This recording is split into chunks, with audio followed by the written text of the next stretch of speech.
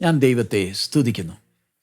സർവശക്തൻ്റെ സന്നിധിയിൽ വിശുദ്ധ വചനത്തിന് മുമ്പേ വരുവാൻ കർത്താവ് നമുക്കൊരവസരം കൂടെ നൽകി തന്നല്ലോ. ഞങ്ങളും കഴിഞ്ഞ ആഴ്ച തൃശ്ശൂരിൻ്റെ പ്രദേശത്തിൽ കർത്താവിൻ്റെ ദാസിമാരുടെ ക്ലാസ്സസ് ഉണ്ടായിരുന്നു. അത് കഴിഞ്ഞ് വിശ്വാസികളുടെ ക്ലാസ്സസ് ഉണ്ടായിരുന്നു. അതിലെല്ലാം ദൈവം സഹായിച്ചു. ദൈവനാമം മഹത്വപ്പെടുവാൻ ദൈവം പ്രവർത്തിച്ചു. ഇനിയിപ്പോൾ നമ്മൾ ദൈവവചനത്തിൻ്റെ മുമ്പേ വരുന്നതിന് മുമ്പേ നമ്മളെല്ലാം ലോകത്തിൽ സംഭവിക്കുന്ന കാര്യങ്ങളെല്ലാം വാർത്തകൾ മുഖാന്തരം കേൾക്കുന്നുണ്ടല്ലോ. പ്രത്യേകിച്ച് കഴിഞ്ഞ ആഴ്ച സ്വിറ്റ്സർലൻഡിൽ ദാവോസിൽ എത്ര രാജ്യങ്ങളുടെ പ്രസിഡൻസും പ്രൈം മിനിസ്റ്റേഴ്സും ഇൻഡസ്ട്രിയലിസ്റ്റ്, പൈസയുള്ളവർ, അധികാരമുള്ളവർ അവർ ഒന്നിച്ചു വന്നായിരുന്നു. ദാവോസ് ഒന്നിച്ചു വന്ന് അവർ തമ്മിൽ ചർച്ച ചെയ്യുന്ന വിഷയങ്ങൾ ഏതാ? ഇനിയും ലോകത്തിന് ഈ മനുഷ്യൻ ഇനി ഏത് ഡയറക്ഷനിലാണ് പോകേണ്ടത്? അതിൻ്റെ ഇടയ്ക്ക് അമേരിക്കൻ പ്രസിഡന്റ് ട്രംപ് പിന്നെയും എനിക്ക് ഗ്രീൻലാൻഡ് വേണമെന്ന് പറഞ്ഞുകൊണ്ട് പിന്നെയും പറഞ്ഞുകൊണ്ടിരിക്കുക. അതാ ട്രംപിൻ്റെ ആഗ്രഹമല്ല, അത് അമേരിക്കയുടെ ആഗ്രഹം. കുറേ ആണ്ടുകൾ മുമ്പേ തൊട്ടുള്ള വിഷയമായത്. ഇത് ട്രംപ് വന്നുകൊണ്ട് തുടങ്ങിയ വിഷയമല്ല. അമേരിക്കയ്ക്ക് അലാസ്ക റഷ്യയിൽ നിന്ന് മേടിച്ച പോലെ തന്നെ അമേരിക്കയ്ക്ക് ഗ്രീൻലൻഡും വേണം. ഓൾറെഡി അമേരിക്കയുടെ സൈന്യം അവിടെ ഉണ്ട്. ഞാൻ കഴിഞ്ഞ ദിവസം പറഞ്ഞ പോലെ തന്നെ അമേരിക്ക വെനസ്വേലയുടെ പ്രസിഡന്റിനെയും ഭാര്യനെയും പൊക്കിയെടുത്ത് ന്യൂയോർക്ക് ജയിലിലിട്ടു. ഇനി ഗ്രീൻലാൻഡ് പറയുമ്പോൾ ഓൾറെഡി ഡെൻമാർക്കിൻ്റെ നിയന്ത്രണം, ഭരണമുള്ള ഒരു വലിയ ഐസിൻ്റെ കട്ടയാണ്. അയർലൻഡ് പറയുമ്പോൾ വലിയൊരു ദ്വീപമാണ്. അമേരിക്ക എന്തിനാ അതിൻ്റെ പുറകെ പോകുന്നേ? ലോകത്തിൻ്റെ ജിയോ പൊളിറ്റിക്സ് എല്ലാം മാറിക്കൊണ്ടിരിക്കുക. നമുക്ക് ഓൾറെഡി നമ്മൾ മലയാളികളാണ്, നമ്മൾ വാർത്തകൾ കൂടുതൽ കേൾക്കുന്നുണ്ടല്ലോ. NATO, north American treaty organisation, എത്ര വർഷങ്ങളായിട്ടുള്ള ഒരു ബന്ധമാണ് യൂറോപ്യൻ കൺട്രീസും അമേരിക്ക, കാനഡ ഇവർ തമ്മിൽ. പക്ഷെ അതിൻ്റെ ഇടയ്ക്ക് തന്നെ ഒരു വലിയ പിളർപ്പ്. യൂറോപ്യൻ നേഷൻസ് എല്ലാം ഡെൻമാർക്കിൻ്റെ കൂടെ, ഞങ്ങൾ ഗ്രീൻലാൻഡ് കൊടുക്കത്തില്ല. ട്രംപ് പറയുന്നേ ഞാൻ എടുക്കും. അമേരിക്കയുടെ വിരോധമായി ആർക്കെങ്കിലും നിൽക്കാൻ കഴിയുമോ? വാക്കുകളിൽ ആൾക്കാർ പറയുന്നുണ്ടെങ്കിലും ആര് ചിന്തിച്ചു വെനസ്വേലയിൽ അവിടുത്തെ പ്രസിഡന്റിനെ പൊക്കിയെടുത്തുകൊണ്ട് പോകും? ഞാൻ പിന്നെയും പറയുന്നത് കാരണം ഇതൊരു സാധാരണ സംഭവമല്ല. എതിർ ക്രിസ്തു വെളിപ്പെടാൻ ഇനി എത്ര സമയം? യൂറോപ്പിൽ തന്നെ നീക്കങ്ങൾ തുടങ്ങി. എതിർ ക്രിസ്തു വരേണ്ടത് അവിടെ നിന്നില്ലയോ? ഈ രാജ്യങ്ങൾ തമ്മിൽ ഇന്ന് 28 രാജ്യങ്ങളാണ് യൂറോപ്യൻ യൂണിയൻ. ഇതിൽ തന്നെ ഒരു വലിയ ചേഞ്ചസ് ഉണ്ടാകേണ്ടതാ. ഇവിടെ പോപ്പിരിക്കുന്നത്. സോ അങ്ങനത്തെ ഒരു അന്തരീക്ഷമായിരിക്കുമ്പോൾ ദൈവം നമുക്ക് ഒരവസരം കൂടെ നൽകി. കർത്താവിൻ്റെ വരവടുത്തു. എൻ്റെ നടപ്പ് നമ്മൾ ഒന്നിച്ച് വരുന്ന പൊളിറ്റിക്സ് സംസാരിക്കാനല്ല. പക്ഷെ ഈ കാര്യങ്ങൾ നമ്മൾ ശ്രദ്ധിക്കുമ്പോൾ നമുക്ക് കിട്ടുന്ന ഓരോ അവസരം എത്ര വിലപ്പെട്ടതാ. നമുക്ക് നമ്മുടെ ശ്രദ്ധയ്ക്കായി യെശയ്യാ പ്രവചനം 44-ാമത്തെ അധ്യായം അതിൻ്റെ നമുക്ക് 21-ാമത്തെ വാക്യം തൊട്ട് നമുക്ക് വായിക്കാം. പ്രാർത്ഥനയോട് നമുക്ക് വായിക്കാം. ഇന്ന് സർവശക്തനായ ദൈവം നമ്മളോട് ഏത് രീതിയിലാണ് സംസാരിക്കാൻ പോകുന്നത്? യെശയ്യാ പ്രവചനം 44-ാമത്തെ അധ്യായത്തിൻ്റെ 21-ാമത്തെ അധ്യായം തൊട്ട് നമുക്ക് വായിക്കാം. യാക്കോബേ, ഇത് ഓർത്തുകൊള്ളുക. ഇസ്രായേലേ, നീ എൻ്റെ ദാസനല്ലോ. ഞാൻ നിന്നെ നിർമ്മിച്ചു. നീ എൻ്റെ ദാസൻ തന്നെ. ഇസ്രായേലേ, ഞാൻ നിന്നെ മറന്നുകളകയില്ല. ഞാൻ കാർമുകിലിനെ പോലെ നിന്റെ ലംഘനങ്ങളെയും മേഘത്തെപ്പോലെ നിന്റെ പാപങ്ങളെയും മായ്ച്ചു കളയുന്നു. എങ്കിലേക്ക് തിരിഞ്ഞുകൊള്ളുക. ഞാൻ നിന്നെ വീണ്ടെടുത്തിരിക്കുന്നു. ഒന്ന് ഇവിടെ നിൽക്കാം. ഈ വായിച്ച വേദഭാഗങ്ങൾ ഒന്ന് പ്രാർത്ഥനയോട് നമുക്ക് ശ്രദ്ധിക്കാം. നമ്മൾ ഇന്ന് ആത്മീയ ഗോളം നമ്മൾ കേരളത്തിലാണെങ്കിലും ഇപ്പം കൺവെൻഷൻ സീസൺ, ഇഷ്ടംപോൽ കൺവെൻഷൻ നടക്കുന്നുണ്ട്, പ്രാസംഗന്മാരുണ്ട്. ചില കാര്യങ്ങൾ കേൾക്കുമ്പോൾ ഒത്തിരി വേദനയുമുണ്ട്. പ്രത്യേകിച്ച് ഞങ്ങൾ സെൻട്രൽ ഇന്ത്യയിൽ നിന്ന് വരുമ്പോൾ അവിടെ എത്ര പ്രതികൂലമുണ്ട്. സെൻട്രൽ ഇന്ത്യ മാത്രമല്ല, ഇന്ത്യയിലെ എത്ര രാജ്യങ്ങളിൽ, നോർത്തിൽ നിന്ന് തന്നെ തുടങ്ങിയാൽ ജമ്മു കാശ്മീർ, അത് കഴിഞ്ഞിട്ട് ഹരിയാന, രാജസ്ഥാൻ, ഡൽഹി, ഉത്തരാഖണ്ഡ്, ഉത്തർപ്രദേശ്, മധ്യപ്രദേശ്, ഛത്തീസ്ഗഡ്, രാജസ്ഥാൻ, ജാർഖണ്ഡ്, ഒഡീസ, വെസ്റ്റ് ബംഗാൾ, ആസാം, ബീഹാർ, ഇവിടെയെല്ലാം എത്ര പ്രതികൂലമുണ്ട്. അതിൻ്റെ മധ്യത്തിൽ വിശ്വാസികൾ, ആദ്യമായിട്ട് വന്ന വിശ്വാസികൾ, അവരെത്ര വില കൊടുക്കുന്നു, എന്നിട്ടും ഈ സത്യത്തിന് വേണ്ടി അവർ നിൽക്കുന്നുണ്ട്. പക്ഷെ കേരളക്കരയിൽ വരുമ്പോൾ, ഇവിടെ വന്ന് ഇവിടുത്തെ അന്തരീക്ഷം എല്ലാം കാണുമ്പോൾ ഒത്തിരി പ്രയാസമുണ്ട്. ദൈവം കേരളത്തിനെ വിട്ടോ, കൈവിട്ടോ? ഈ കേൾക്കുന്നത് എന്തൊക്കെയാ? കർത്താവിൻ്റെ വരവ് അടുത്തപ്പം പോകാനുള്ള ഒരുക്കം, അതിനെക്കുറിച്ചോ? ഇന്ന് ദൈവജനം അവരുടെ ശ്രദ്ധ എങ്ങോട്ട്? അങ്ങനത്തെ ഒരു അന്തരീക്ഷമായിരിക്കുമ്പോൾ എൻ്റെ വിശ്വാസം കാക്കേണ്ടത് അതെൻ്റെ ഉത്തരവാദിത്വമാണ്. ഞാൻ മറ്റവരെ നോക്കിക്കൊണ്ടിരുന്നാൽ, അവരുടെ കുറ്റങ്ങൾ പറഞ്ഞുകൊണ്ടിരുന്നാൽ എനിക്ക് ക്ഷീണമില്ലയോ സംഭവിക്കുന്നത്? എൻ്റെ കുടുംബം, എൻ്റെ മക്കൾ, ഇന്ന് യവനക്കാർക്ക് കർത്താവിൻ്റെ വേലയ്ക്കുള്ള ആ കാഴ്ചപ്പാടില്ലല്ലോ. നമ്മൾ ഈ ദിവസങ്ങളിൽ പ്രാർത്ഥിക്കേണ്ടതാ, കർത്താവേ, ശരിയായിട്ടുള്ള കാഴ്ചപ്പാടുള്ള യവനക്കാരെ നിന്റെ വേലയ്ക്കായി ഈ ദിവസവും നീ വിളിച്ചിറക്കണം. സോ ഇവിടെ നമ്മൾ ഈ ദൈവവചനം ധ്യാനിക്കുമ്പോൾ എൻ്റെ വിശ്വാസം, കഴിഞ്ഞ ഞായറാഴ്ച നമ്മൾ ഇതിന് മേളിലുള്ള വാക്യങ്ങൾ വായിച്ചല്ലോ. സർവശക്തനായ ദൈവം മനുഷ്യനോട് ഈ മനുഷ്യൻ ഉണ്ടാക്കുന്ന ഒരു ബിംബത്തെക്കുറിച്ചും അതിനെ ആരാധിക്കുന്ന വിഷയം ദൈവം നമ്മളോട് സംസാരിച്ചല്ലോ. ബുദ്ധിയുള്ള ഒരു മനുഷ്യൻ, നമ്മുടെ സഹോദരൻ, പൈസയുണ്ട്, ജ്ഞാനമുണ്ട്, കഴിവുണ്ട്, പക്ഷെ ചെയ്യുന്നത് എന്ത്? ഒരു രൂപത്തെ, മനുഷ്യൻ ഉണ്ടാക്കിയ രൂപത്തെ വെച്ച് അതിൻ്റെ മുമ്പേ കരയുക, പ്രാർത്ഥിക്കുക, അവൻ്റെ വിഷമങ്ങൾ പറയുക. നമ്മൾ ഇവരെ നോക്കിയാൽ നമ്മുടെ ഹൃദയം എത്ര വേദനിക്കും. നമ്മളെ തന്നെ ശോധന ചെയ്യേണ്ടതാ. കർത്താവ്, നമ്മൾ പറയുന്നുണ്ട് നമ്മുടെ അകത്ത് പരിശുദ്ധാത്മാവുണ്ട്, നമ്മൾ പറയാറുണ്ട്. പക്ഷെ ദൈവത്തിൻ്റെ ആത്മാവ് നമ്മളിൽ വസിക്കുവാണെങ്കിൽ അന്യഭാഷ മാത്രമല്ലല്ലോ അതിൻ്റെ അടയാളം. എൻ്റെ അകത്ത് നശിക്കുന്നവരെ കുറിച്ചുള്ള ഭാരമുണ്ടോ? ചുറ്റുപാടും ആൾക്കാർ സത്യദൈവത്തെ അറിയാതെ ആചാരങ്ങളിൽ തൃപ്തിപ്പെട്ടിരിക്കുമ്പോൾ, അവരുടെ ഭക്തിയിൽ തൃപ്തിപ്പെട്ടിരിക്കുമ്പോൾ, സത്യം അറിഞ്ഞ് എനിക്ക് എത്ര വലിയ ഒരു ഉത്തരവാദിത്തമുണ്ട്.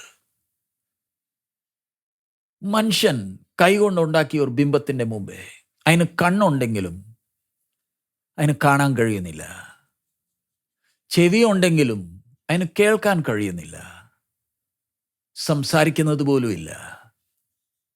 പക്ഷെ മനുഷ്യൻ അതിൻ്റെ മുമ്പേ കരയുക. ഇതൊരിക്കലും സംസാരിച്ചിട്ടില്ല. ഈ ചിത്രത്തെ നോക്കിയാൽ ഇതൊരിക്കലും സംസാരിച്ചിട്ടില്ല. ഒരിക്കലും സംസാരിക്കുന്ന ഒരു രൂപമല്ല ചിത്രത്തിൻ്റെ മുമ്പേ ഒരുത്തൻ നിന്ന് പ്രാർത്ഥിക്കണമെങ്കിൽ ദൈവം കണ്ണ് തുറക്കാത്തോണ്ടില്ലയോ? ഇപ്പൊ ഇവിടെ ഇസ്രായേൽ ജനത്തോട് മാത്രമല്ല ദൈവം സംസാരിക്കുന്നേ, നമ്മളോടും എന്നോടും, നമ്മൾ ഓരോരുത്തരോടും ദൈവം സംസാരിക്കില്ലയോ? ഇപ്പം ആ 21-ാമത്തെ വാക്യം നമുക്ക് ഒന്നുകൂടെ വായിക്കാം. അവിടെ എഴുതിയേക്കുന്ന ഓരോ വാക്കുകൾ.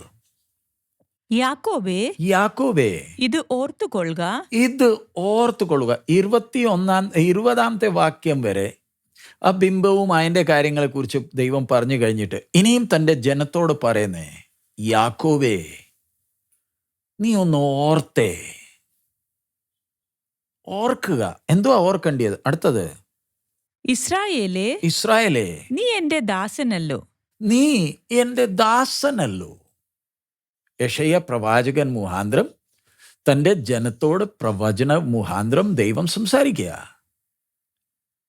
ഈ സമയം നമ്മൾ നോക്കിയാൽ പ്രവചനമാ. ഇസ്രായേൽ അടിമത്വത്തിൽ, ബാബിലോണിൻ്റെ അടിമത്വത്തിൽ, ആ അടിമത്വത്തിൽ കിടക്കുന്ന തൻ്റെ ജനത്തോട് ദൈവം പറയുന്നേ, നീ യാക്കോബേ, ഇസ്രായേലേ, നീ എൻ്റെ ദാസൻ. സർവശക്തൻ എന്നോടും നമ്മൾ ഓരോരുത്തരോടും ഇന്ന് രാവിലെ ഈ സമയം സംസാരിക്കുമ്പോൾ, നീ എൻ്റെ ദാസനാ. നമ്മൾ ഒന്ന് നിന്ന് നമ്മളെ തന്നെ ഒന്ന് ശോധന ചെയ്തേ. ദൈവം എന്നെ ദാസൻ എന്ന് വിളിക്കുമ്പോൾ എൻ്റെ ചിന്ത എന്താ? ഞാൻ ദാസൻ ആണോ? ദാസൻ പറഞ്ഞാൽ എന്താ? എൻ്റെ മേളിൽ, എൻ്റെ പുറത്ത് കർത്തൃത്വം നടത്തുന്ന ഒരു യജമാനനുണ്ട്. നമ്മളെ തന്നെ ഒന്ന് ശോധന ചെയ്തേ. ഒരു യജമാനനുണ്ടോ? ഞാൻ ഒരു ദാസനാണോ?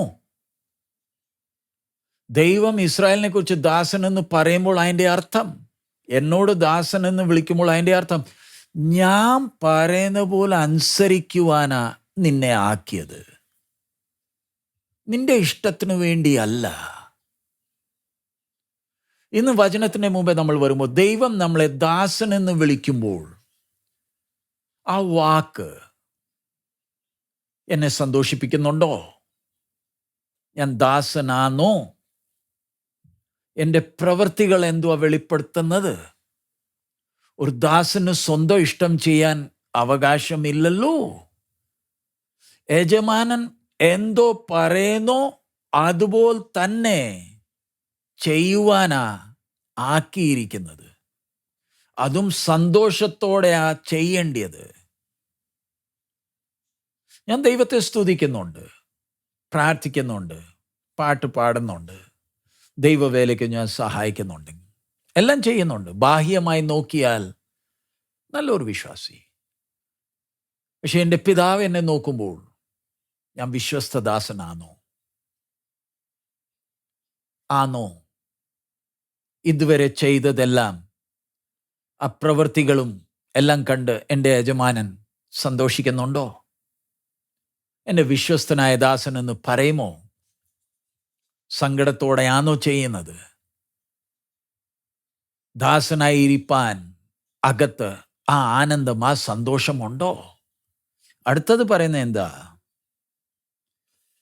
21 ഞാൻ നിന്നെ നിർമ്മിച്ചു, ഞാനാ നിന്നെ നിർമ്മിച്ചത്. നീ അടുത്തത്, എന്റെ ദാസൻ തന്നെ. നീ എൻ്റെ ദാസൻ തന്നെ. ഞാനാ നിന്നെ നിർമ്മിച്ചത്. നമ്മൾ പെട്ടെന്ന് ഓടിച്ചു പോകല്ല. ഞാനാ നിന്നെ നിർമ്മിച്ചത്. ഞാൻ ചന്തേന്ന് വില കൊടുത്ത് നിന്നെ വാങ്ങിയതല്ല, വില പേശി വാങ്ങിച്ചതല്ല. ഞാൻ നിന്നെ നിർമ്മിച്ചതാ.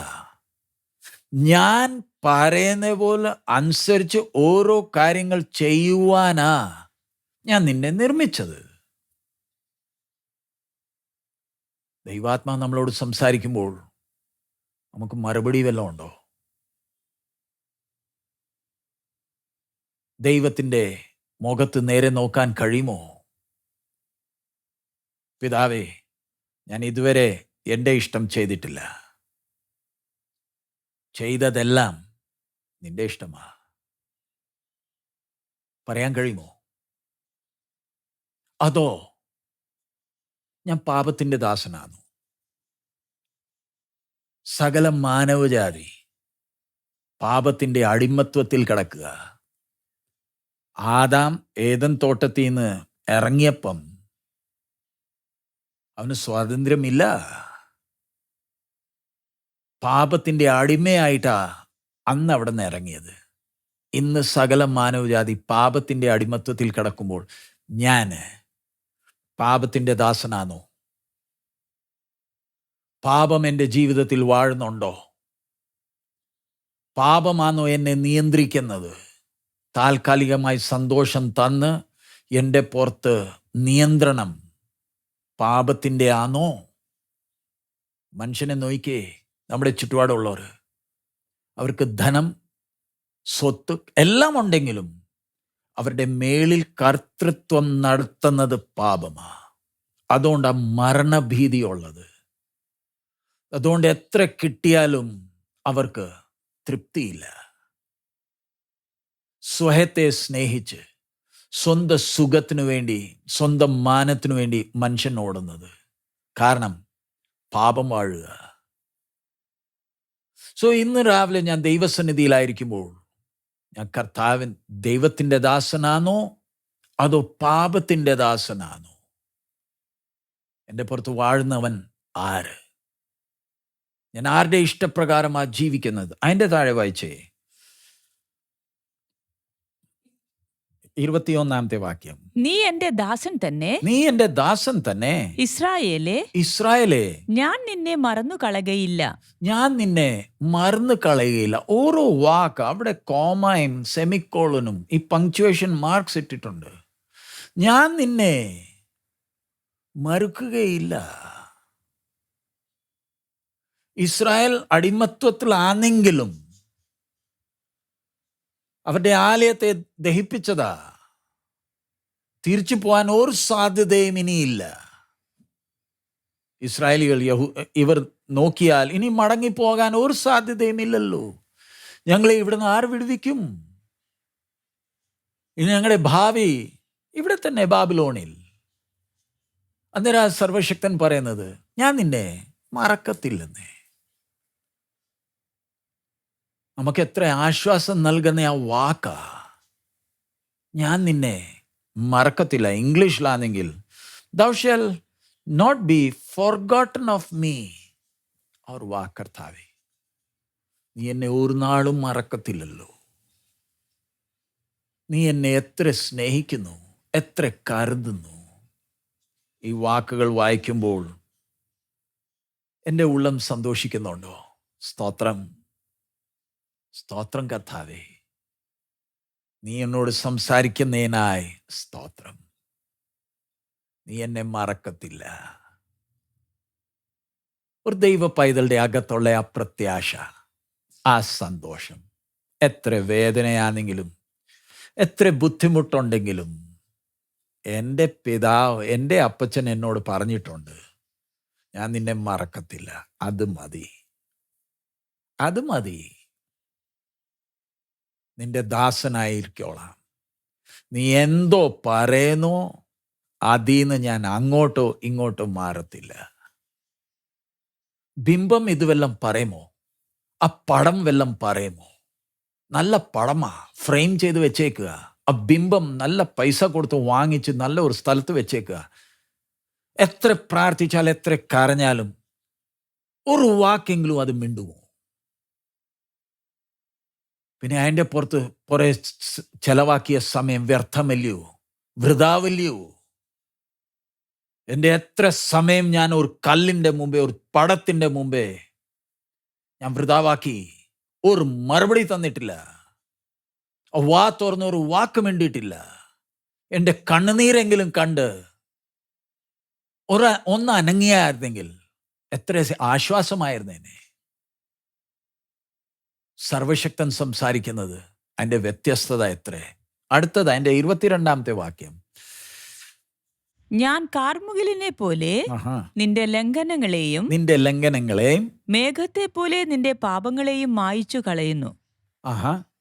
എങ്കിലേക്ക് തിരിഞ്ഞുകൊള്ളുക, ഞാൻ നിന്നെ വീണ്ടെടുത്തിരിക്കുന്നു. നിന്റെ ലംഘനങ്ങൾ, നിന്റെ പാപങ്ങളെ ഞാൻ മായച്ചു കളഞ്ഞു. നീ എങ്കിലേക്ക് മടങ്ങി വാ, ഞാൻ നിന്നെ വീണ്ടെടുത്തിരിക്കുന്നു. ഇങ്ങനത്തെ വാക്കുകൾ ഗുരുക്കന്മാർക്ക്, പ്രവാചകന്മാർക്ക്, മനുഷ്യന് സംസാരിക്കാൻ കഴിയുമോ? സർവശക്തനായ ദൈവമല്ലാതെ ഭൂമിയിൽ അല്ലെങ്കിൽ ഈ സൃഷ്ടിയിൽ ആർക്കെങ്കിലും എൻ്റെ പാപമോ ലംഘനങ്ങളെ മായച്ചു കളയുവാൻ കഴിയുമോ? ഇഷ്ടംപോൽ ദേവന്മാർ ദേവിമാരുണ്ടല്ലോ, ഇഷ്ടംപോൽ ഗുരുക്കന്മാരുണ്ടെന്നേ, ഇഷ്ടംപോലെ പ്രവാചകന്മാരുണ്ട്, എത്ര നല്ല ജ്ഞാനമുള്ള എത്ര പേരുണ്ട്. പക്ഷെ ഞാൻ നിന്റെ പാപങ്ങളെ, നിന്റെ ലംഘനങ്ങളെ മായച്ചു കളഞ്ഞു. ആർക്കും പറയാൻ കഴിയാത്തത് എന്ത്? അവർ മനുഷ്യരാ. ഇത് എല്ലാം മനുഷ്യരാ. നമ്മൾ ദൈവത്തിന്റെ വിരോധമില്ലയോ പാപം ചെയ്യുന്നത്? ദൈവമല്ലാതെ വേറെ ആർക്കെങ്കിലും എൻ്റെ പാപങ്ങളെ ഒന്ന് ക്ഷമിക്കുവാൻ കഴിയുമോ? ആർക്കെങ്കിലും? ദൈവമല്ലാതെ വേറെ ആർക്കെങ്കിലും ക്ഷമിക്കാൻ കഴിയുമോ? ആ ദൈവം എൻ്റെ പാപത്തെ ക്ഷമിച്ചത് എങ്ങനെ? അതിനെ മായച്ചു കളഞ്ഞത് എങ്ങനെ? എന്നെ നീതിമാനാക്കിയത് എങ്ങനെ? വാക്കുകളിലല്ലോ. സർവശക്തനായ ദൈവം മനുഷ്യന്റെ വേഷം ധരിച്ച് ഈ ഭൂമിയിൽ വന്ന് 33.5 വർഷം നമ്മുടെ മധ്യത്തിൽ വസിച്ച് നമ്മുടെ പകരമായി, നമുക്ക് പ്രായശ്ചിത്തമായി തൻ്റെ ജീവനെ അർപ്പിച്ച് ദാനമായിട്ടില്ലയോ നമുക്ക് നിത്യജീവൻ തന്നിരിക്കുന്നത്? പാപം മായച്ചത് എങ്ങനെ? ചില നല്ല പ്രവൃത്തികൾ ചെയ്തിട്ടല്ല, നല്ല പ്രസംഗങ്ങൾ പ്രസംഗിച്ചുകൊണ്ടല്ല. ഇന്ന് ഗുരുക്കന്മാരും ഈ നല്ല മനുഷ്യരൊക്കെ ചെയ്യുന്നത് എന്തിന്? എന്താ? ആശുപത്രി ഉണ്ടാക്കും, സ്കൂൾ ഉണ്ടാക്കും, കോളേജ് ഉണ്ടാക്കും, മറ്റവർക്ക് ചില ധനസഹായം കൊടുക്കും. അല്ലാതെ വേറെ എന്താ? ചില വാക്കുകൾ പറയും. അതിൻ്റെ അപ്പുറത്തോ?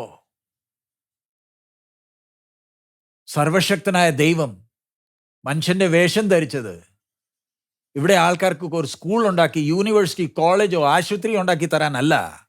മനുഷ്യനെ പാപത്തിന്റെ അടിമത്വത്തിൽ നിന്ന് രക്ഷിക്കാൻ വേണ്ടി രക്ഷകൻ, സൃഷ്ടിതാവ് തന്നെ രക്ഷകനായി ഭൂമിയിൽ വന്നു. നമുക്ക് വേണ്ടി പ്രായശ്ചിത്തമായി എൻ്റെ സ്ഥാനം എടുത്തു, രക്ഷ ദാനമായി തന്നു. അതുകൊണ്ടാ പറയുന്നത്, എൻ്റെ അടുത്ത് മടങ്ങി വാ. നീ ഏതിൻ്റെ പുറയിലാ പോന്നേ? നീ മടങ്ങി വാ, ഞാൻ നിന്നെ വീണ്ടെടുത്തിരിക്കുന്നു. ഒരു വ്യക്തി ക്രിസ്തുവിനെ അറിയുമ്പോൾ, ക്രിസ്തു പറഞ്ഞാൽ ആര്? സർവശക്തനായ ദൈവം തന്നെയിലോ മനുഷ്യവേഷം ധരിച്ച് നമ്മുടെ രക്ഷകനായത്. ആ രക്ഷകനെ നമ്മൾ വിളിക്കുന്നത് ആര്? യേശു ക്രിസ്തു. യേശു ക്രിസ്തു അല്ലാതെ മാനവ ജാതിക്ക് പാപത്തിൽ നിന്ന് വിടുതൽ പ്രാപിക്കുവാൻ വേറെ ഏതെങ്കിലും മാർഗമുണ്ടോ? ക്രിസ്തു അല്ലാതെ വേറെ ഏതെങ്കിലും മാർഗമുണ്ടോ? ക്രിസ്തു മാത്രം ആ മാർഗമായിരിക്കുന്നു. ക്രിസ്തുവിനെ വിശ്വസിക്കാത്ത ഒരു വ്യക്തിക്ക്, കർത്താവായി യേശുവിനെ തൻ്റെ രക്ഷകനും കർത്താവായി സ്വീകരിക്കാത്ത ഒരു വ്യക്തിക്ക് ഒരിക്കലും പാപത്തിൽ നിന്ന് വിടുതൽ കിട്ടത്തില്ല. പാപത്തിൽ നിന്ന് വിടുതലിന് വേണ്ടി ഒറ്റ നാമമേ ഉള്ളൂ, ആ നാമമായി യേശു ക്രിസ്തു. ഇനി അതിൻ്റെ താഴെ 23-ാമത്തെ വാക്യം ഒന്ന് വായിച്ചേ. ആകാശമേ ഘോഷിച്ചുല്ലസിക്ക, യഹോവ ഇത് ചെയ്തിരിക്കുന്നു. ഭൂമിയുടെ അധോഭാഗങ്ങളെ ആർത്തുകൊള്ളുവിൻ. പർവ്വതങ്ങളും വനവും സകല വൃക്ഷങ്ങളും ആയുള്ളവേ പൊട്ടിയാർക്കുവിൻ. യഹോവ യാക്കോബിനെ വീണ്ടെടുത്ത് ഇസ്രായേലിൽ തന്നെത്താൻ മഹത്വപ്പെടുത്തുന്നു. ഈ പാട്ട്, ഇതൊരു പാട്ടാ. ഒന്നുകൂടെ നമുക്ക് ആ പാട്ടിന്റെ വരികൾ ഒന്ന് ശ്രദ്ധിക്കാം. ആകാശമേ ഘോഷിച്ചുല്ലസിക്ക, യഹോവ ഇത് ചെയ്തിരിക്കുന്നു. ഇത് യഹോവയാ ചെയ്തത്. അടുത്തത്, ഭൂമിയുടെ അധോഭാഗങ്ങളെ ആർത്തുകൊള്ളുവീൻ. പർവ്വതങ്ങളും വനവും സകല വൃക്ഷങ്ങളും ആയുള്ളവേ പൊട്ടിയാർക്കുവിൻ. യഹോവ യാക്കോബിനെ വീണ്ടെടുത്ത് ഇസ്രായേലിൽ തന്നെത്താൻ മഹത്വപ്പെടുത്തുന്നു. സർവശക്തനായ ദൈവം ചെയ്ത പ്രവൃത്തി എനിക്ക് മനസ്സിലായിട്ടുണ്ടോ? ഇസ്രായേൽ ജനം അടിമത്വത്തിൽ കിടക്കുമ്പോൾ ദൈവം പറയുന്നേ, ഞാൻ നിന്നെ വീണ്ടെടുത്തു. യഹോവയായ ദൈവമല്ലാതെ ഇസ്രായേലിന് രക്ഷയ്ക്ക് വേറെ ഏതെങ്കിലും മാർഗമുണ്ടോ? അതുപോലെ തന്നെ മാനവജാതിക്ക് പാപത്തിൽ നിന്ന് വിടുതൽ പ്രാപിക്കാൻ യേശു അല്ലാതെ വേറെ ഒരു മാർഗവും ഇല്ലല്ലോ. പക്ഷെ ഇന്ന് ഒത്തിരി വേദനയുണ്ട് ഇത് പറയുമ്പോൾ. തന്നെ വിശ്വാസികളായി പറയുന്നവർ അവരിന്നും അനുഗ്രഹത്തിൻ്റെ പുറേ ചാകുന്ന കാണുമ്പോൾ എങ്ങനെയെങ്കിലും അനുഗ്രഹിക്കാൻ മതി. ഒത്തിരി വേദനയുണ്ട്. കർത്താവേ, പേരൊക്കെ ക്രിസ്ത്യാനി പേരാ, നല്ല പേരുകളാ, പക്ഷേ ദൈവമായിട്ട് ഒരു ബന്ധമില്ലല്ലോ. ക്രിസ്തു മുഖാന്തരം നമുക്ക് കിട്ടിയ അനുഗ്രഹം ഇവർക്ക് ഇതുവരെ കിട്ടിയിട്ടില്ലല്ലോ. പള്ളിയിൽ പോകുന്നുണ്ട്, പാട്ട് പാടുന്നുണ്ട്, ആരാധിക്കുന്നുണ്ട്, എന്തൊക്കെ ചെയ്യുന്നുണ്ടെങ്കിലും ആ രക്ഷ അത് ഇതുവരെ അനുഭവിക്കുന്നില്ലല്ലോ. അതുകൊണ്ടില്ലേ ഭൗതിക നന്മകളുടെ പുറേ ചാകുന്നത്. ആരെന്തോ പറയുന്നു അവരുടെ പുറേ പോകാൻ ഒരുക്കമുള്ളവർ. ക്രിസ്തുവിൻ്റെ വരവിന് വേണ്ടി ഒരുക്കമൊന്നുമില്ല. എങ്ങനെയെങ്കിലും ഈ ഭൂമിയിൽ തന്നെ അങ്ങ് ജീവിച്ചു പോയാൽ മതിയെന്നാ. പക്ഷെ ഇവിടെ ക്രിസ്തുവിനെ അറിഞ്ഞവൻ, ക്രിസ്തുവിൻ്റെ സ്നേഹത്തെ അറിഞ്ഞവൻ, അവൻ ഇനിയും വേറെ ആരുടെയും പുറകെ പോവില്ല. കാരണം സത്യം മനസ്സിലായി. ഇനി അടുത്ത വാക്യം 24. നിന്റെ വീണ്ടെടുപ്പുകാരനും ഗർഭത്തിൽ നിന്നെ നിർമ്മിച്ചവനുമായ യഹോവ ഇപ്രകാരം അരുളി ചെയ്യുന്നു. ആരാ സംസാരിക്കുന്നത്? പ്രവാചകനല്ല. നമ്മളെ വീണ്ടെടുത്തവൻ, നമ്മളെ ഗർഭത്തിൽ നിർമ്മിച്ചവൻ. ഒരു ഗുരു അല്ല, ഒരു ദേവനല്ല, ഒരു പ്രവാചകനല്ല പറയുന്നത്. നമ്മളെ ഗർഭത്തിൽ നിർമ്മിച്ചവനാ നമ്മളോട് ഈ വാക്ക് പറയുന്നത്. ആ വാക്കുകൾ നമ്മൾ ശ്രദ്ധിച്ചില്ലെങ്കിൽ ഈ വാക്കുകൾ തന്നെ നമുക്ക് ന്യായവിധിക്ക് കാരണമാവും. കണക്ക് കൊടുക്കേണ്ടി വരും. മനുഷ്യന്റെ വാക്കുകൾക്ക് വിലയില്ല, പക്ഷെ സൃഷ്ടിതാവിൻ്റെ ഓരോ വാക്കുകൾക്ക് വിലയുണ്ട്. അടുത്തത്, യഹോവയായ ഞാൻ സകലവും ഉണ്ടാക്കുന്നു. സകലവും യഹോവയായ ഞാൻ ഉണ്ടാക്കുന്നു. ഞാൻ തന്നെ ആകാശത്തെ വിരിക്കുകയും ഭൂമിയെ പരത്തുകയും ചെയ്തിരിക്കുന്നു. ഞാൻ തന്നെയാ ഇത് ചെയ്തത്. ഒന്ന് ചിന്തിച്ചേ, 2 ദൈവങ്ങൾ ഉണ്ടായിരുന്നെങ്കിൽ നമ്മൾ എന്തോ ചെയ്തു പോയനെ.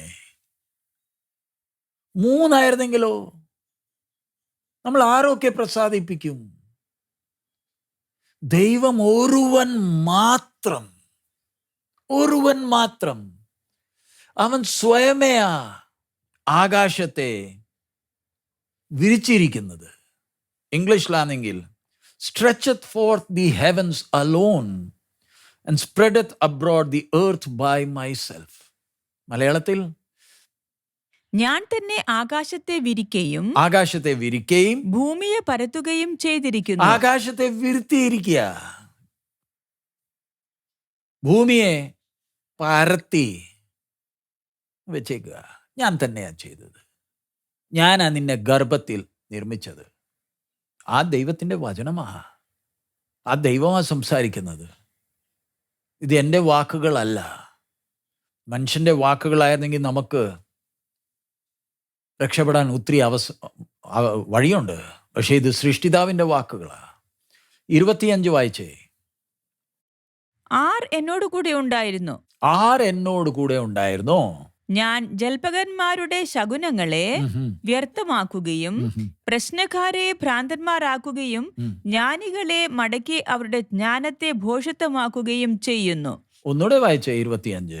ഞാൻ ജൽപകന്മാരുടെ ശകുനങ്ങളെ വ്യർത്ഥമാക്കുകയും പ്രശ്നക്കാരെ ഭ്രാന്തന്മാരാക്കുകയും ജ്ഞാനികളെ മടക്കി അവരുടെ ജ്ഞാനത്തെ ഭോഷത്വമാക്കുകയും ചെയ്യുന്നു. സർവശക്തന്റെ വാക്കുകളാ. നമ്മൾ ആരിലാ ആശ്രയിക്കുന്നേ? ജ്ഞാനികളോ, ഭാവി പറയുന്നവരോ, തന്നെ നമ്മുടെ മുമ്പിൽ കുറെ കഴിവുണ്ടെന്ന് കാണിക്കുന്നവരിലാണോ ആശ്രയിക്കുന്നത്? അവരെ എല്ലാം നീ ആശ്രയിക്കുന്ന എല്ലാവരെയും ഞാൻ വ്യർത്ഥമാക്കി തീർത്തുന്നേ. ഞാൻ ആരിലാ ആശ്രയിക്കുന്നത്? എൻ്റെ ശരണം, എൻ്റെ ആശ്രയസ്ഥാനം ആര്? അടുത്തത് 26. ഞാൻ എന്റെ ദാസന്റെ വചനം നിവർത്തിച്ച് എന്റെ ദൂതന്മാരുടെ ആലോചന അനുഷ്ഠിക്കുന്നു. യെരൂശലേമിൽ നിവാസികൾ ഉണ്ടാകുമെന്നും യഹൂദ നഗരങ്ങൾ പണിയപ്പെടും, ഞാൻ അവയുടെ ഇടിവുകളെ നന്നാക്കുമെന്നും കൽപ്പിക്കുന്നു. ഞാൻ ആഴിയോട് ഉണങ്ങിപ്പോക, നിന്റെ നദികളെ ഞാൻ വറ്റിച്ചു കളയുമെന്ന് കൽപ്പിക്കുന്നു. ഇവിടെ ദൈവം തന്റെ ജനം ഇസ്രായേലിനോട് പറയുന്നത്, ഞാൻ യെരൂശലേമിനെ പിന്നെയും പണിയുന്നേ. യഹൂദയുടെ നഗരങ്ങൾ പിന്നെയും പണിയപ്പെടുന്ന ഒന്നിന്നേ. ദൈവം എന്തുവാ സംസാരിക്കുന്നത്? ദൈവം തന്നെ ഇല്ലയോ തൻ്റെ വാഗ്ദത്ത നാട്ടിലുള്ള യെരൂശലേമിനെ, യഹൂദയുടെ പട്ടണങ്ങളെയെല്ലാം നശിപ്പിക്കാൻ അനുവദിച്ചത്? ആലയം തകർന്നു കിടക്കുന്നു. പക്ഷെ ദൈവം പറയുന്നത്, ഞാൻ അവരെ പിന്നെയും പണിയും. അതിൻ്റെ അർത്ഥം, ഇങ്ങനെ ഈ സാഹചര്യത്തിൽ ദൈവം ഒരു പദ്ധതി വെച്ച് ആക്കിയത്. നമ്മുടെ ജീവിതത്തിൽ ദുഃഖവും പ്രയാസവും സങ്കടവും ബുദ്ധിമുട്ടും എല്ലാം വരുമ്പോൾ ദൈവം അനുവദിക്കുന്നതില്ലയോ? നമ്മൾ ദൈവത്തെ നോക്കാതെ ഈ കാര്യങ്ങളെല്ലാം നോക്കുമ്പോഴില്ലയോ നമ്മൾ നിരാശപ്പെടുന്നത്? ഇസ്രായേൽ ജനവും അവർ നോക്കിയാൽ ബാബിലോണിൻ്റെ അടിമത്വത്തിൽ കിടക്കുന്നു. മടക്കി ആ വാഗ്ദത്ത നാട് നോക്കിയാൽ അത് വാഗ്ദത്ത നാട് ഇനി പറയാൻ കഴിയുമോ? ആലയം നശിച്ചുപോയി, പട്ടണങ്ങൾ നശിച്ചുപോയി, അവിടെ ഇനി എന്തോ ഉണ്ട്? അവിടെ പോയിട്ട് എന്താ പ്രയോജനം? പക്ഷെ ദൈവം പറയുന്നത്, ഞാൻ പണിയും. അതുപോലെ തന്നെ നമ്മുടെ ജീവിതത്തിൽ എത്ര വേദനയും പ്രയാസം എന്തോ ഉണ്ടെങ്കിലും ദൈവം അതിനൊരു സമയം വെച്ചിട്ടുണ്ട്. അതിൻ്റെ പുറകെ ദൈവത്തിനൊരു ഉദ്ദേശമുണ്ട്. ആ ദുഃഖത്തിൻ്റെ സമയത്ത് അല്ലെ പ്രയാസത്തിൻ്റെ സമയത്ത് ദൈവത്തിൻ്റെ പ്രവൃത്തി ചെയ്യുവാൻ നമുക്ക് അനുവദിക്കാമോ? ആ വേദനയുടെ ഇടയ്ക്കൂടെ നമ്മൾ കടന്നു പോകുമ്പോൾ, ദൈവമേ നീ തുടങ്ങിയ പ്രവൃത്തി നീ പൂർത്തീകരിക്കണമെന്ന് പ്രാർത്ഥിക്കാമോ? നമ്മളെ തകർക്കാനല്ലല്ലോ, ഒരു വലിയ ഉദ്ദേശം വെച്ചോണ്ടില്ലയോ ഇത് അനുവദിച്ചേക്കുന്നത്. പിതാവേ, ദൈവമേ, ഇതിൻ്റെ മധ്യത്തിൽ പുറപുറുക്കാതെ സന്തോഷത്തോടെ നീ ചെയ്യേണ്ട പ്രവൃത്തി നീ ചെയ്യണമേ എന്ന് നമുക്ക് പ്രാർത്ഥിക്കാമോ? ദൈവഹിതത്തിന് വേണ്ടി നമ്മളെ തന്നെ സമർപ്പിക്കാമെങ്കിൽ ഒരു സമയം വരും, ദൈവം പിന്നെയും പണിയും. ദൈവത്തിൻ്റെ വചനമായത്. അടുത്തത് 27 വായിച്ചേ. ഞാൻ ആഴിയോട് ഉണങ്ങിപ്പോക, നിന്റെ നദികളെ ഞാൻ വറ്റിച്ചു കളയുമെന്ന് കൽപ്പിക്കുന്നു. അതിൻ്റെ അർത്ഥം ഇത് ഏതിൻ്റെ കുറിച്ചാ? ഇസ്രായേൽ ജനം അവർ നോക്കുമ്പോൾ ബാബിലോണിൻ്റെ പട്ടണത്തിൻ്റെ മധ്യത്തു നിന്ന് ഫ്രാത്ത് നദി ഒഴുകുന്നത് അവർക്ക് കാണാം. വലിയ നദിയാ. ദൈവം പറയുന്നത് ഇതിനെ ആയിരിക്കും വറ്റിച്ചു കളയുന്നത്, ഇനി ഉണക്കിക്കളയുന്നേ. സംഭവിച്ചതാ. അതിനെ ഉണക്കിയിട്ടാ മേദോ പേർഷ്യയിലെ കോരേശ് രാജാവിനെ ദൈവം ബാബിലോണിൽ കൊണ്ടുവന്നത്. അടുത്തത് 28 വാക്യം. കോരേശ് എന്റെ ഇടയൻ, ഞാൻ എന്റെ ഹിതമൊക്കെയും നിവർത്തിക്കുമെന്നും യെരൂശലേം പണിയപ്പെടും, മന്ദിരത്തിന് അടിസ്ഥാനമിടുമെന്നും ഞാൻ കൽപ്പിക്കുന്നു. സോ ഇവിടെ ദൈവം പറയുന്നത്, കോരേശ് എൻ്റെ ഇടയൻ. ഈ വാക്കുകൾ പറയുമ്പോൾ കോരേശ് ജനിക്കുവാൻ ഇനി 200 വർഷം കിടക്കുന്നതേ ഉള്ളൂ. കോരേശ് അന്നേരം ഇല്ല. ദൈവത്തിൻ്റെ ആ വാക്കുകൾ ഇസ്രായേലിനെ വീണ്ടെടുക്കുവാൻ, മടക്കിക്കൊണ്ടുവരുവാൻ ആരായിരിക്കും കൊണ്ടുവരുന്നത്? ആ വ്യക്തിയുടെ പേര് ദൈവത്തിൻ്റെ ആത്മാവ് സ്പഷ്ടമായി ഇവിടെ വെളിപ്പെടുത്തുന്നു. അവൻ ജനിച്ചിട്ട് പോലുമില്ല. മുന്ന് അറിഞ്ഞിട്ടില്ലയോ ദൈവത്തിൻ്റെ പ്രവൃത്തി ദൈവം ചെയ്യുന്നത്? സർവജ്ഞാനിയാണോ? നിത്യനാണോ? ഇന്ന് നമ്മൾ 2026 ജാനുവരിയിലായിരിക്കുമ്പോൾ ഇത് ചരിത്രമില്ലയോ? തക്ക സമയത്ത് കോരേഷ് വന്നോ? ദൈവത്തിൻ്റെ ഇടയൻ, അന്യജാതിയാ. ദൈവത്തിൽ വിശ്വാസം ഇല്ലെങ്കിലും ദൈവം പറയുന്നേ എൻ്റെ ഇടയൻ. ദൈവത്തിൽ വിശ്വാസമില്ലാത്തവന് ദൈവം ഇടയനാക്കുമോ? ദൈവം ഒരു പാത്രത്തെ കയ്യിലെടുത്ത് വിയോഗിക്കണമെങ്കിൽ വിശ്വാസിയാകണമെന്ന് നിർബന്ധമില്ല. മനുഷ്യന്റെ ചരിത്രം നോക്കിയാൽ ദൈവം ആരെയൊക്കെ ആ കയ്യിലെടുത്ത് വിയോഗിച്ചത്, തൻ്റെ ഹിതം നിവർത്തിച്ചത്. ഞാൻ എന്തിനാ ഭാരപ്പെടുന്നത്, വ്യാകുലപ്പെടുന്നത്? തൻ്റെ ജനത്തെ ഒരു ഇടയൻ പോലും നടത്തുവാൻ ദൈവം വിയോഗിച്ചത് കോരേഷിനെയാ. അന്യജാതിയ, അബ്രാമിൻ്റെ സന്തതിയല്ല. ആ ദൈവമായി എന്നോട് സംസാരിക്കുന്നത്. ഞാൻ യെരൂശലേമിന് അടിസ്ഥാനം ഇടും. ഇംഗ്ലീഷിലാണെങ്കിൽ thou shall be built and to the temple thy foundation shall be laid. ഞാൻ എൻ്റെ ആലയത്തിന് അടിസ്ഥാനം ഇടും. യെരൂശലേമിനെ പിന്നെയും പണിയും. യഹൂദയുടെ പട്ടണങ്ങളെ പിന്നെയും ഞാൻ പണിയും. അതാ ദൈവത്തിൻ്റെ വചനം. അതിൻ്റെ അർത്ഥം എൻ്റെ ജീവിതത്തിൽ ദൈവം തൻ്റെ ഹിതത്തെ നിവർത്തിക്കും. പക്ഷേ ഒരു ചോദ്യം, ഞാൻ ദൈവത്തിൻ്റെ ദാസനാണോ? ദൈവമായിട്ടുള്ള എൻ്റെ ബന്ധം എങ്ങനെ? കർത്താവിൻ്റെ കർത്തൃത്വം എൻ്റെ ജീവിതത്തിൽ ഞാൻ അനുവദിക്കുന്നുണ്ടോ? ഇന്ന് ഒത്തിരി പേർക്ക് ഇങ്ങനത്തെ വചനങ്ങൾ ഇഷ്ടപ്പെടത്തില്ല. കാരണം അവർ ആഗ്രഹിക്കുന്ന എങ്ങനെയെങ്കിലും അവരുടെ ഇഷ്ടം നിറവേറ്റാനാ. ഗർഭത്തിൽ എന്നെ നിർമ്മിച്ചവനാ പറയുന്നത്. എന്നെ നിർമ്മിച്ചത് എൻ്റെ ആഗ്രഹങ്ങൾക്കും മോഹങ്ങൾക്കു വേണ്ടിയല്ല. ദൈവത്തിൻ്റെ ഹിതം സന്തോഷത്തോടെ സ്വീകരിച്ച് അത് മാത്രം മതി എന്ന് പറഞ്ഞുകൊണ്ട് നടക്കാൻ നമ്മളിൽ എത്ര പേരുണ്ട്? സന്തോഷത്തോടെ എനിക്ക് അവൻ്റെ ഹിതം മാത്രം മതി. വേദനയായിക്കോട്ടെ, പ്രയാസമായിക്കോട്ടെ, ബുദ്ധിമുട്ടായിക്കോട്ടെ, പിതാവേ നിന്റെ ഹിതം. നമ്മുടെ കണ്ണുകൾ അടയ്ക്കാം. ഹല്ലേലൂയ. കേട്ട വചനം ഒന്ന് ധ്യാനിക്കാം. ഞാൻ സേവിക്കുന്നത്, ഞാൻ പ്രാർത്ഥിക്കുന്നത് ഒരു ബിംബത്തോടല്ല, കൈകൊണ്ട് ഉണ്ടാക്കിയ ഒരു രൂപത്തോടല്ല ഞാൻ പ്രാർത്ഥിക്കുന്നത്. ജീവനുള്ള ഏക സത്യ ദൈവം, ആ ദൈവം ഒരുവൻ മാത്രം. ഞാൻ ആ ആകാശത്തെ വിരിച്ചിട്ടേക്കുന്നത് ഞാൻ സ്വയമേയാ ചെയ്തത്. ഈ ഭൂമിയെ ഞാനാ പറത്തിയത്. വേറെ ആരുണ്ട്?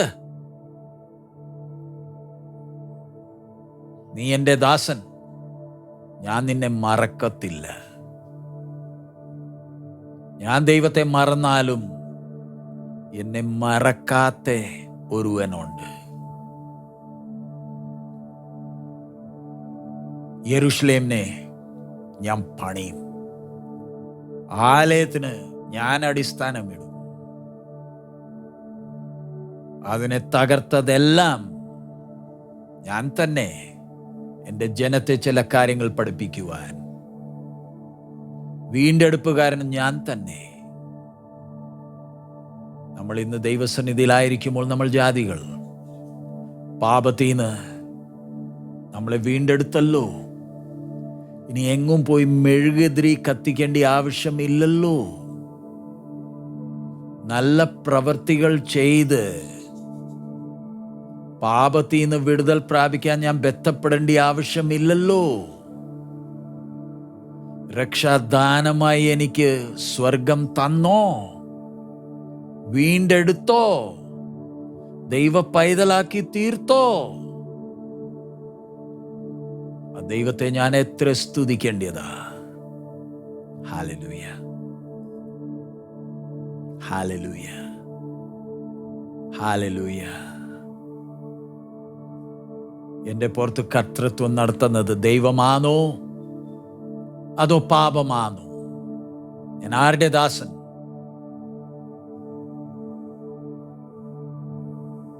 ഹല്ലേലൂയ. ഈ വചനങ്ങളാൽ ദൈവം നമ്മളെ അനുഗ്രഹിക്കുമാറാകട്ടെ. ഹല്ലേലൂയ. നമുക്ക് പ്രാർത്ഥിക്കാം. കർത്താവേ, നീ ഞങ്ങൾ ഓരോരുത്തരോട് സംസാരിക്കുന്നതിനായി സ്തോത്രം. ഞങ്ങളുടെ ചുറ്റുപാടും എത്ര പേര് ഈ സത്യം അറിയാതെ കൈകൊണ്ടുണ്ടാക്കിയ ഒരു രൂപത്തിന്റെ മുമ്പേ, ഒരു ചിത്രത്തിന്റെ മുമ്പേ കരയുന്നു. പക്ഷെ നീ ഞങ്ങളുടെ കണ്ണുകൾ തുറന്നതിനായി സ്തോത്രം. അവർക്ക് വേണ്ടി കരയുവാൻ, വേദനയോട് കരയുവാൻ നീ ഞങ്ങളെ സഹായിക്കണമേ കർത്താവേ. ഞങ്ങളുടെ ജീവിതം അവർക്ക് ആശ്വാസത്തിന്റെ കാരണമാക്കി തീർക്കണമേ. ഞങ്ങളുടെ ജീവിതത്തിലും കർത്താവേ, നിന്റെ ഹിതപ്രകാരം ജീവിപ്പാൻ, നീ കാണിച്ചു തരുന്ന ഹിതം മനസ്സിലാക്കി അതുപോലെ തന്നെ അനുസരിക്കുവാൻ ഞങ്ങളെ നീ സഹായിക്കണമേ കർത്താവേ. ഹല്ലേലൂയ. ചെയ്ത എല്ലാ നന്മകൾക്കായി സ്തോത്രം. കേട്ട വചനം ധ്യാനിച്ച് ബലപ്പെടുവാൻ, നിന്റെ നാമത്തിന്റെ മഹത്വത്തിനു വേണ്ടി ജീവിപ്പാൻ ഞങ്ങൾ ഓരോരുത്തരെയും സഹായിക്കണമേ. കഴിഞ്ഞ ദിവസങ്ങളിൽ കേരളത്തിൽ, തൃശ്ശൂരിൽ പാസ്റ്റേഴ്സിന്റെ ക്ലാസ്സും വിശ്വാസികളുടെ ക്ലാസ്സസിലും എല്ലാം നീ അനുഗ്രഹിച്ചതിനായി സ്തോത്രം. വരുന്ന ദിവസങ്ങളുള്ള ശുശ്രൂഷയിലെല്ലാം നീ ഞങ്ങളെ നയിക്കണമേ കർത്താവേ. നിന്റെ ഹിതത്തിൽ നിന്ന് അങ്ങോട്ടും ഇങ്ങോട്ടും മാറാൻ അവസരം വരല്ലേ. ചെയ്ത എല്ലാ നന്മകൾക്കായി സ്തോത്രം. എല്ലാ മാനമഹത്വം നിനക്കായി അർപ്പിക്കുന്നു. നീ ഞങ്ങളുടെ പ്രാർത്ഥന കേട്ടതിനായി സ്തോത്രം. യേശുവിൻ നാമത്തിൽ തന്നെ ആമേൻ. പിതാവിൻ്റെ സ്നേഹം, പുത്രന്റെ കൃപയും പരിശുദ്ധാത്മാവിന്റെ കൂട്ടായ്മ നമ്മൾ ഓരോരുത്തരുടെ കൂടെ നമ്മുടെ കർത്താവിൻ്റെ വരവ് വരെ ഉണ്ടായിരിക്കുമാറാകട്ടെ. ആമേൻ. ദൈവം നമ്മളെ ഓരോരുത്തരെയും അനുഗ്രഹിക്കുമാറാകട്ടെ. ഞങ്ങളും ഈ ആഴ്ച കേരളത്തിൻ്റെ പ്രദേശത്തിൽ തന്നെ ഉണ്ട്, ചില കാര്യങ്ങളുണ്ട്, അതുകൊണ്ട് ഈ പ്രദേശത്തിൽ തന്നെയുണ്ട്. ഞങ്ങളെ ഓർത്ത് പ്രാർത്ഥിക്കുക. അടുത്ത ഞായറാഴ്ച ആയിരിക്കും ഞങ്ങൾ ഇവിടുന്ന് പൂനെക്കും അത് വീണ്ടും ബോംബെക്കും പോകുന്നത്. പ്രാർത്ഥനയെ ഓർക്കുക. നമ്മുടെ കർത്താവ് വേഗം വരാറായി. മാറനാഥ.